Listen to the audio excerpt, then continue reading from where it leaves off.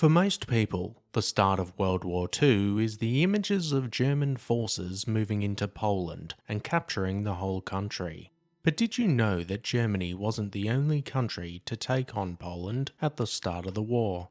In today's video, we look at the Russian invasion of Poland and its relationship with Nazi Germany during World War II.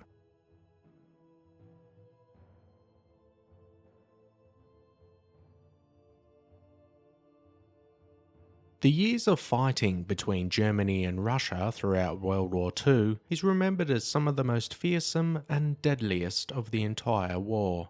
But this wasn't always the case. In August 1939, as the build-up to the start of the war was coming to an end, the Germans and Russians came to an agreement. Referred to as the Molotov-Ribbentrop Pact, this was a non-aggression agreement between Nazi Germany and the Soviet Union.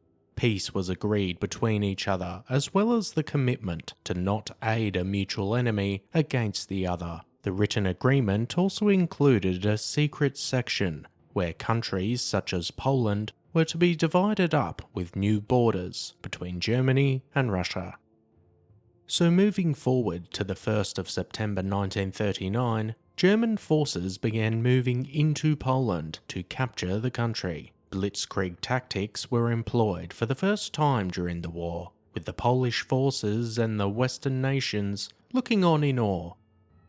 German forces made huge gains in a very short period of time, but on the 17th of September 1939, Joseph Stalin gave an order to add to the Polish problems. Russian forces started to invade Poland's eastern border.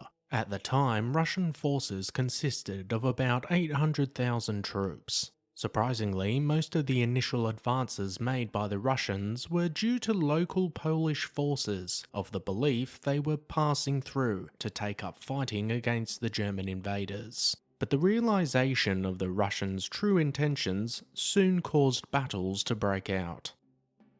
The Russians attacked Poland through two areas, one through the Ukrainian front, with the other through the Belarusian front.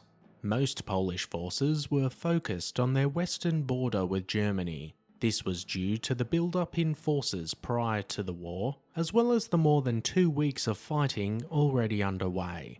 Because of this, the Russians faced a lack of resistance, which made their progression throughout Poland relatively easy.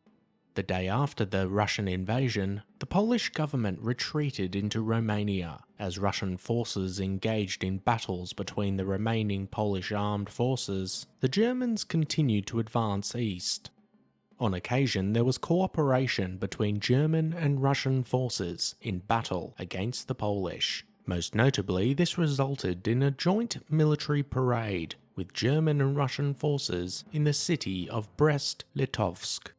Essentially though, as quick as the Polish campaign began, it ended on the 6th of October 1939, lasting only 35 days. It was simply too hard for Polish forces to fight on two fronts against very determined enemy forces. Once Poland surrendered, as per the Molotov-Ribbentrop Pact, the country was divided up between Germany and Russia.